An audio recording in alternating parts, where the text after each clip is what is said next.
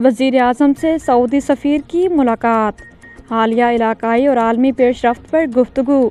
اسلام آباد۔ وزیر اعظم محمد شہباز شریف سے پاکستان میں تعینات سعودی عرب کے سفیر عزت مآب نواف بن سعید احمد المالکی نے وزیر اعظم ہاؤس میں ملاقات کی۔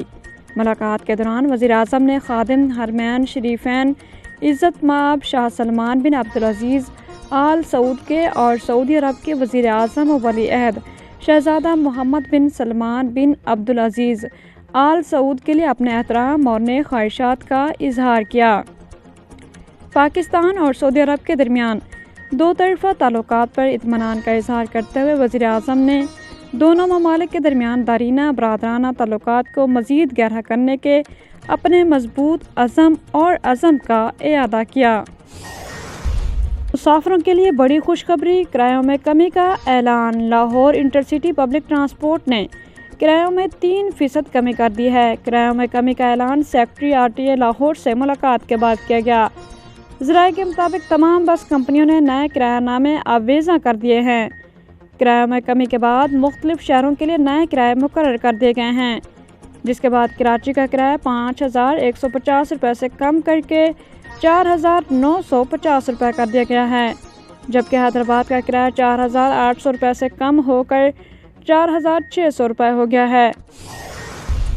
وزیر ٹرانسپورٹ جدید ٹرانسپورٹ سسٹم کا دائرہ کار، تمام اضلاع تک بڑھانے کے لیے عزم و زیر ٹرانسپورٹ بلال اکبر خان نے کہا کہ وہ نئے سال میں نئے اہداف کو حاصل کریں گے۔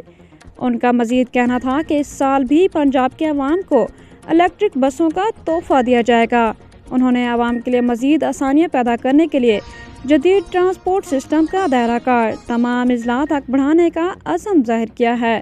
2026 میں پہلی بار پنجاب کے ہر ضلع میں الیکٹرک بسیں چلیں گی۔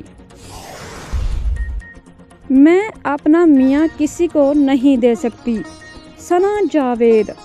لاہور۔ پاکستانی معروف ماڈل و اداکارہ ثنا جاوید اپنی دوسری شادی کے بعد سوشل میڈیا پر ایک متنازع شخصیت بن کر ابھری ہیں۔ حال ہی میں اداکارہ نے سوشل میڈیا پر اپنے شوہر سے متعلق ایک بیان دیا جو انہیں مہنگا پڑ گیا۔ صارفین کی بڑی تعداد انہیں تنقید کا نشانہ بنا رہی ہے۔ Photos and videos sharing platform Instagram پر اداکارہ نے اپنے دبئی ٹرپ سے چند خوبصورت تصاویر شیئر کی ہیں۔